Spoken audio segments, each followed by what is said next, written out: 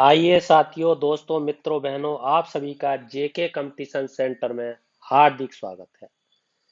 आज आपके लिए बहुत ही महत्वपूर्ण जो भी सीरीज कराई गई है, अब तक जो भी धाराएं, भारतीय दंड संहिता की जो धाराएं कराई गई हैं, उन धाराओं से संबंधित कुछ अंत में प्रश्न भी लेकर के आए हैं।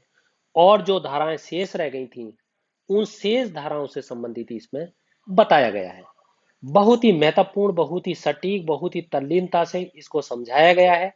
इस वीडियो से देख करके पूरी धाराएं, आप एक भी धारा आपसे बचने वाली नहीं है। हर धारा को आप फटाफट करेंगे, क्योंकि इतने अच्छे तरीके से समझाया गया है कि किसी भी YouTube चैनल पर इतने अच्छे तरीके से नहीं समझाया गया है।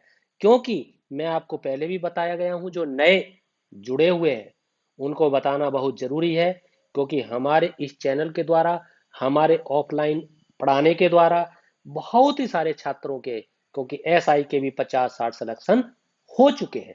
इसलिए आइए इस चीज को आगे बढ़ाते हैं और वही फार्मूला यूज करते हैं जिस फार्मूला से यूपीएसआई का सिलेक्शन हुआ था। आइए देखते हैं भारतीय दंड संहिता की धारा 378 क्या है। 378 में क्या बताया गया? 378 में इसमें चोरी से संबंधित उल्लेख है। अब चोरी से संबंधित उल्लेख क्या है? चोरी के कुछ तत्व बताए गए हैं।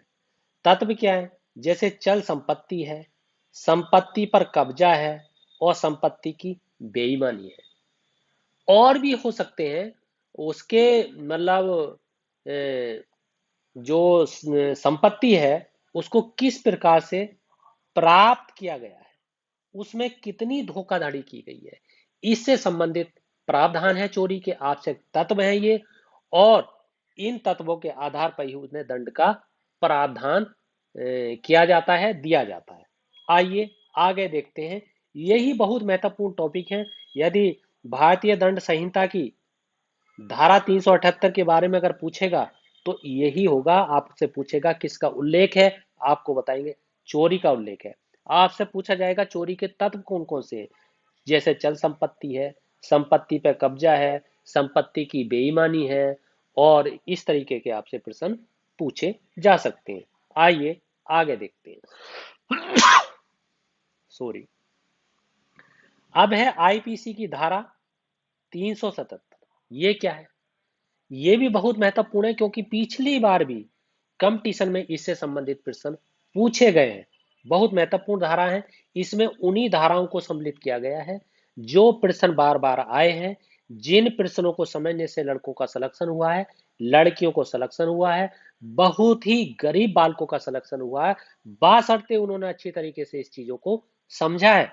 आइए देखते हैं। 377 में उल्लेख है जानवरों के साथ यौन उत्पीड़न करना, जानवरों के साथ बलात्कार करना, जानवरों के साथ अप्राकृतिक तरीके से यौन करना। यह है आपका धारा 373 की। वो करता है तो उन्हें क्या क्या दंड दिया जाता है? अप्राकृतिक यौन संबंध है इसमें, महिला या पुरुष या जानवरों के साथ यौन उत्पीड़न का उल्लेख है इसमें।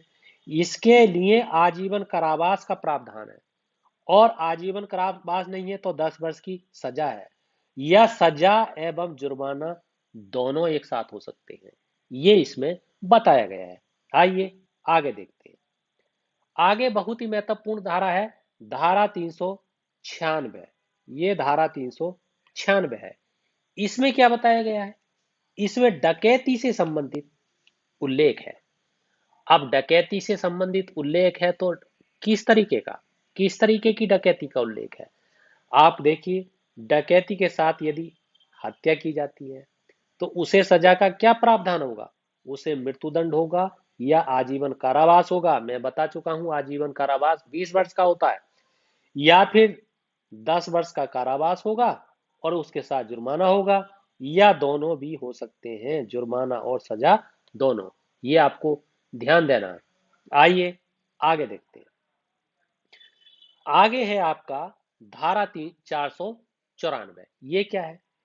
इस धारा 494 में सभी हिंदुओं पर लागू होगी, सभी ईसाइयों पर लागू होगी, सभी पारसियों पर लागू होगी। इन इन सभी धर्म के स्त्री एवं पुरुषों पर लागू होगी। परंतु ध्यान देने की बात इसमें यह है, मुसलमानों में केवल स्त्रियों पर लागू होगी, पुरुषों पर लागू नहीं होगी। इस प्रकार के संबंध, इससे संबंधित प्रश्न बार बार पूछे जाते हैं कि ऐसी धारा कौन सी है जो कि मुस्लिम स्त्रियों पर तो लागू होती है परंतु पुरुषों पर लागू नहीं होती। ऐसी कौन सी धारा है जो हिंदुओं पर होती है, ईसाइयों पर होती है, पारसियों पर होती है, परंतु इनके स्त्री और पुरुष पर भी होती है, परंतु मुस्लिम जो है स्त्रियों पर लागू होती है और पुरुषों पर लागू नहीं होती। आपको बताना है 494। आइए आगे देखते हैं। भारतीय दंड संहिता की धारा आपकी है 497। इसमें किसका उल्लेख है? इसमें है जार कर्म से संबंधित उल्लेख। और जार कर्म का जो अपराध है वो भारत में अमान्य है। भारत में ये अपराध मान्य नहीं है। इसे जो करेगा उसे निश्चित रूप से सजा मिलेगी। अब जार कर्म है क्या? सॉरी, अब जार कर्म है क्या, इसे जानना बहुत जरूरी है। जार कर्म वो चीज है जिसमें कि असंवैधानिक होता है। मगर क्या होता है, जो जब व्यक्ति किसी अन्य पुरुष की पत्नी के साथ उसकी बिना मतलब उस पुरुष के संपत्ति के बिना मैथुन करता है, मतलब अन्य पुरुष के स्त्री के साथ मैथुन संबंध बनाता है, मैथुन क्रिया करता है, मैथुन रिएक्शन करता है, तो वो 497 है और इसके आधार पर उसे दंड का प्रावधान है, क्योंकि ये भारत में असंवैधानिक है, संवैधानिक नहीं है। और इस 497 की धारा को जार कर्म कहा जाता है। कई बार कंपटीशन में आया है। ऐसी कौन सी धारा है जिसको जार कर्म के नाम से जाना जाता है? उसका नाम 497 है। या 497 का दूसरा नाम क्या है? तो आपको बताना है जार कर्म है। ये आपको विशेष तौर पे ध्यान रखना है, क्योंकि ये आपके मैथुन से संबंधित है। और अन्य पुरुष के, ऐसी कोई व्यक्ति है वो अपनी स्त्री के अलावा दूसरे पुरुष की स्त्री के साथ मैथुन संबंध बनाता है तो वो जार कर्म कहलाता है। ये आपको ध्यान रखना है। अब आइए दोस्तों, इससे संबंधित आगे प्रश्न है जो पूरा पढ़ा दिया है अब तक, उससे संबंधित मोस्ट प्रश्न आपके सामने लेकर आए हैं। और ये प्रश्न इतने महत्वपूर्ण है, एक एक प्रश्न अपने आप में 20-20 प्रश्न के बराबर है। देखते हैं क्या है। प्रश्न है आपका, भारतीय दंड संहिता का समुद्र क्षेत्र अधिकार फैला हुआ है, कितना फैला हुआ है? इसके बारे में पूछा गया है कि उसकी लंबाई कितनी है, कितना क्षेत्रफल है? 12 समुद्री मील, 12 समुद्री मील फैला हुआ है। और आपको ये जानकर मैं इसकी अधिक जानकारी दे दूं कि क्षेत्रीय सागर की जो दूरी के आधार पर रेखा से सागर की ओर नापी जाती है, रेखा से, रेखा जो होगी उससे, जहां रह रहे हैं, जैसे आप गुजरात में रह रहे हैं, उस गुजरात की जो सीमा रेखा है उससे सागर की तरफ मापी जाएगी, जो सामान्यतः 12 समुद्री मील तक होती है। इस क्षेत्र का उपयोग भारत को संपूर्ण अधिकार प्राप्त है। इसमें वो कुछ भी कर सकता है, कोई भी प्रयोग कर सकता है, कोई भी प्रैक्टिकल कर सकता है, कोई भी अनुसंधान कर सकता है, कोई भी रिसर्च कर सकता है। यह है।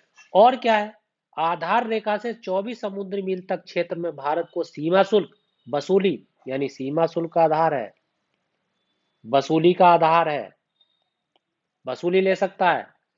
किसी भी देश के अनन्य आर्थिक क्षेत्र का रेखा 200 समुद्री मील तक होता है।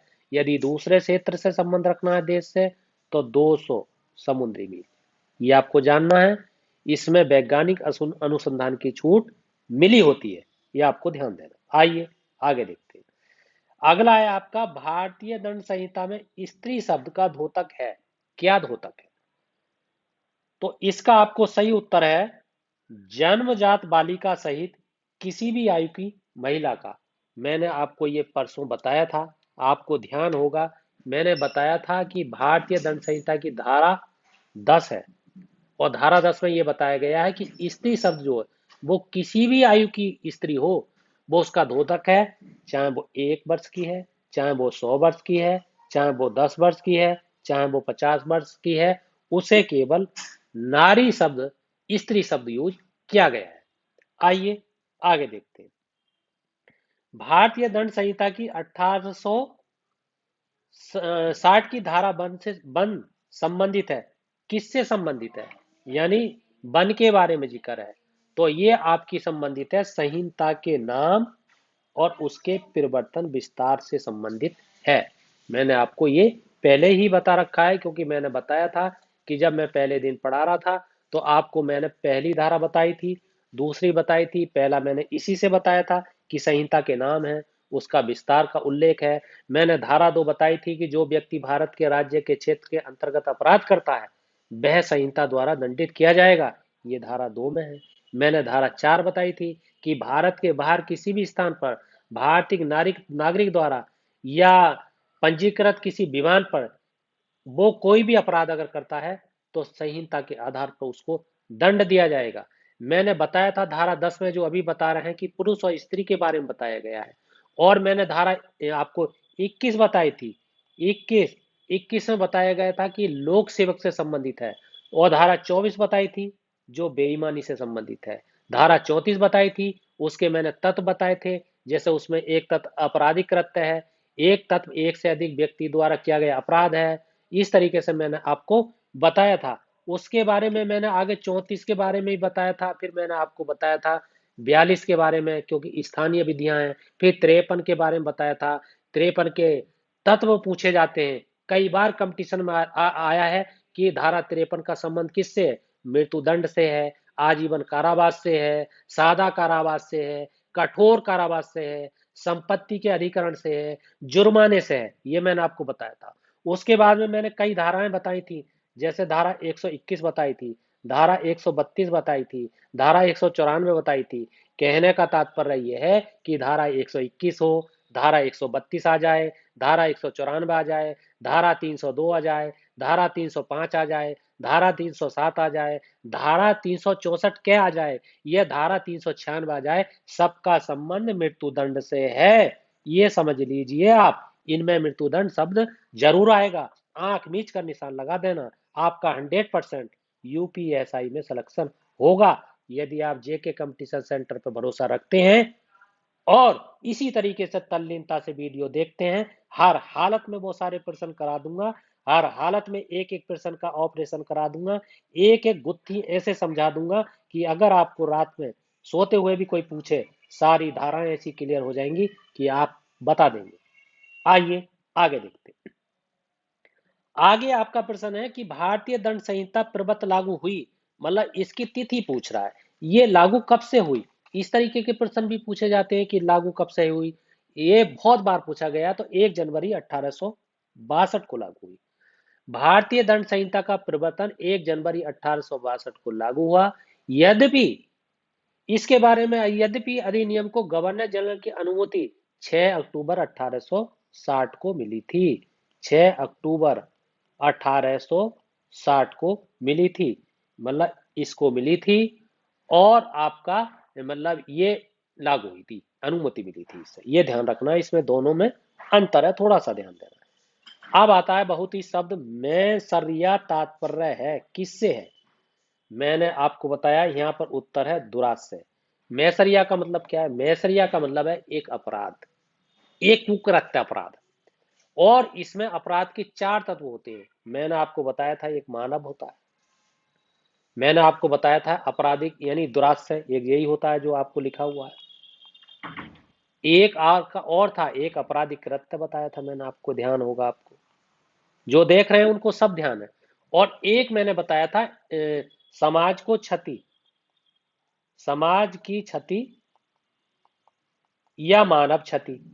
इस तरीके से मैंने आपको ये बताया था। ये जो है अपराध के 4 तत्व हैं, क्योंकि तत्व से संबंधित प्रश्न जरूर आ जाते हैं। अपराध से संबंधित प्रश्न जरूर आ जाते हैं, अपराध के तत्वों से संबंधित प्रश्न जरूर आते हैं।